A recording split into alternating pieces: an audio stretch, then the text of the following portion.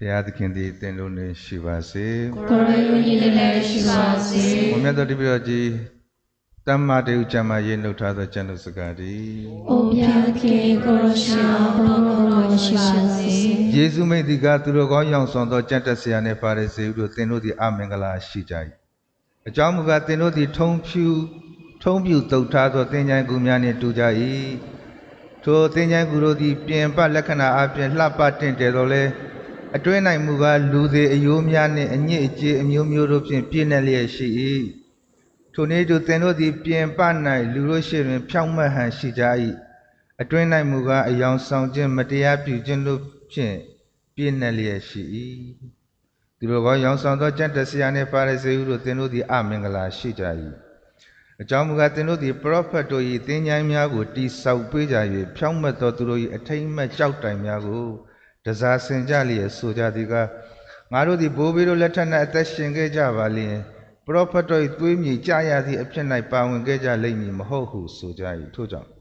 သင်တို့သည်ပရောဖက်များကိုတတ်သောသူတို့၏အမျိုးအနွယ်ဖြစ်ကြောင်းသင်တို့ကိုယ်တိုင်တတ်သိခံကြလိမ့်မည်ထို့ကြောင့်သင်တို့ဘိုးဘေးတို့၏အကျင့်ဆိုးများအတိုင်းပြည့်စုံအောင်ပြုမှုကြလော့မြတ်သောအင်္ဂလိပ်နှုတ်ကပတ်တော်ပေတည်းအိုဘုရားသခင်ကိုရောရှင်ချွတ်တော်နာရှိပါစေ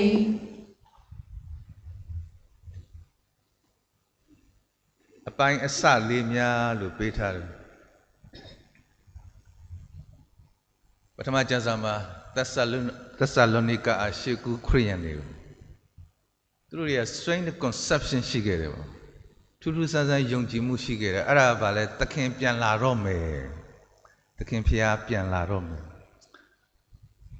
အဲ့ဒီလိုယုံကြည်ခံယူချက်ကြောင့်အတူတူအလုပ်တွဲမလုပ်တော့ဘူးတဲ့ community တဲ့ responsibility တွေဘာတွေလည်းမလုပ်တော့ဘူးအဖွဲ့အစည်းအတိုင်းဝိုင်းအတွက်ကိုယ့်ရဲ့တာဝန်ကိုမကြေတော့ဘူးပေါ့အဲ့ခါမှာသူတို့ကဘာကိုမှီခိုလာလဲဆိုတော့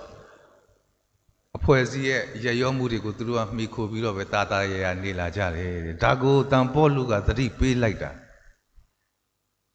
တတ်သိခံရမယ့်အလုပ်ကိုဆက်လို့နော်ဒီနေ့ကနေရှေးခရစ်ယာန်တွေရဲ့မှားခဲ့တဲ့အမှားတွေတို့သင်ခန်းစာယူအောင်အဲ့ဒါဘာလဲ responsibility to community အဖွဲ့အစည်းကိုနေရတဲ့အဖွဲ့အစည်းလူဟာsocial being လေအတိုင်းဝိုင်းနဲ့အဖွဲ့အစည်းနဲ့နေရတယ်ထိတွေ့ဆက်ဆံရတယ်အဲ့တော့အတိုင်းဝိုင်းအတွက်ကိုဟာတာဝန်ရှိတဲ့လူတစ်ယောက်ဖြစ်တယ်ကိုလုပ်ရမယ့်အလုပ်ကိုလုပ်ရမယ်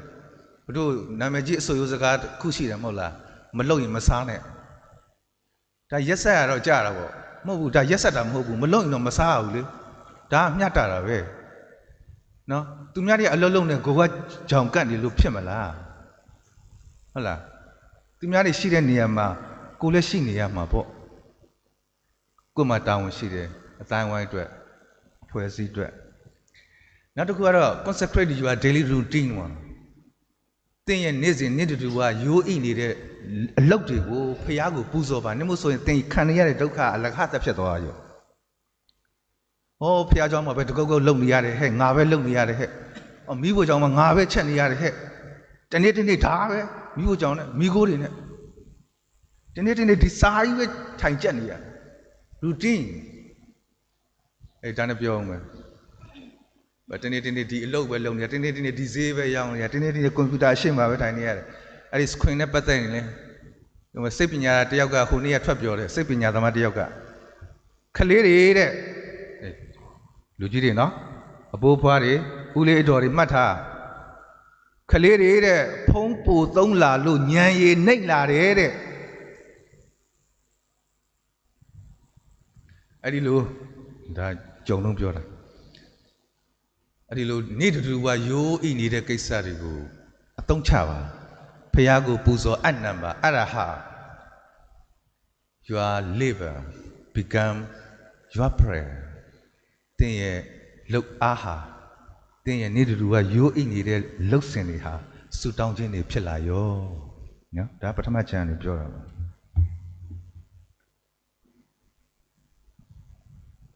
ဒီနောက်ပိုင်းမှာရေးထားတာလေးတွေပေါ့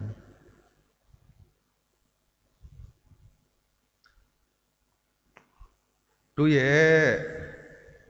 မြမမြေဟာအစိတ်သင့်သွားခဲ့ပါပြီလေမြေလားရမြေလားတောင်ရမြေလား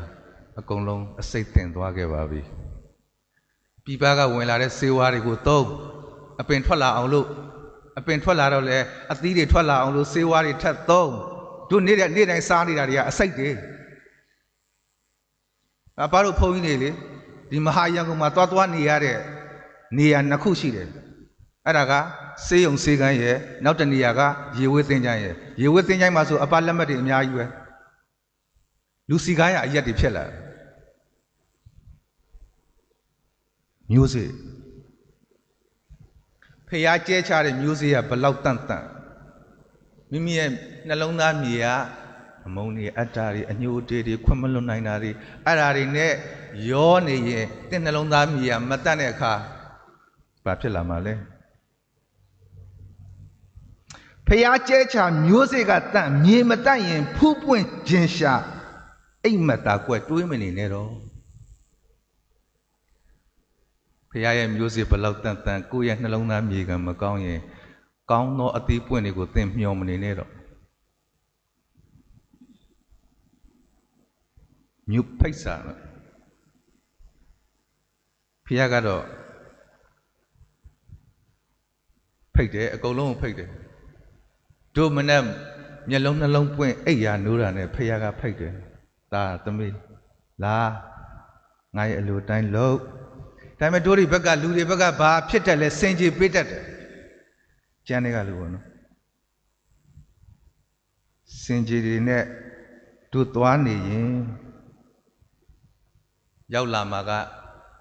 နှောင်းသောနောင်တတွေပါဖျားဖိတ်ကြစင်ကြီးများရှိမလာမိကနောက်ကျသွားရင်ပြန်ဝင်မရ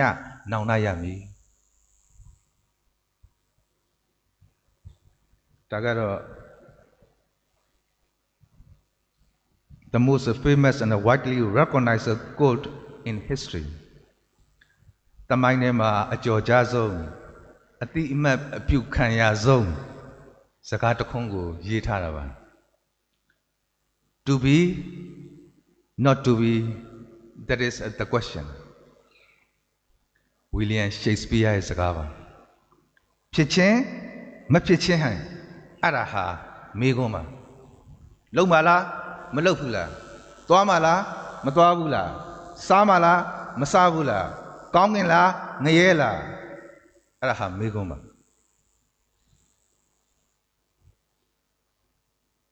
တို့လက်သီးဆုပ်လိုက်ခြင်းလက်ဖြတ်လိုက်ခြင်းအတိတ်ဟာကွဲပါတယ်ဒါပေမဲ့သိထားမှာကတို့ရဲ့လက်သီးဆုပ်မှလားလက်ဖြတ်မှလားဆိုတာမနှက်ဖြတ်နဲ့ဆိုင်တယ်နော်စိတ်လက်သီးဆုပ်ခြင်းလက်ဖြတ်ခြင်းမှာကွဲပြားတာမှတ်မနှက်ဖြတ်တိုင်တတ်ဆိုင်လို့နေတေးမှတ်စေတာ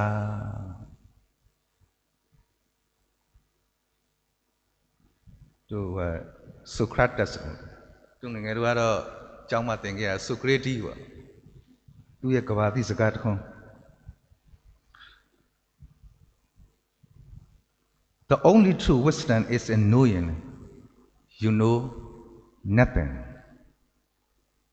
စစ်မှန်တဲ့တခုတည်းသောဉာဏ်ပညာဆိုတာ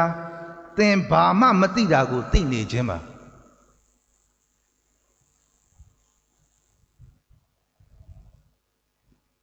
တို့တွေအတူတူလျှောက်ရင်အမြန်အတူတူလျှောက်တဲ့အခါအမြန်မရောက်ရင်တော့ခရီးပေါက်ပါတယ်ပူလည်းစိတ်ချရပါတယ်ဘာသူတို့သင်တို့ရဲ့ကဘာလည်းမကျေပါဘူးအပားရဲ့ကဘာဟာလည်းကျင်းကျင်းလေးပါအတူတူလျှောက်ရင်တော့ခရီးပေါက်ပါတယ်မင်းနဲ့ငါမင်းသိတဲ့ကဘာကတိတ်မကျေလားငါရှိတဲ့ကဘာကကျင်းကျင်းလေးกว่าဒီတော့မင်းနဲ့ငါလျှောက်အပြင်ရောက်ရင်ပုံမြင်ရပြီလေ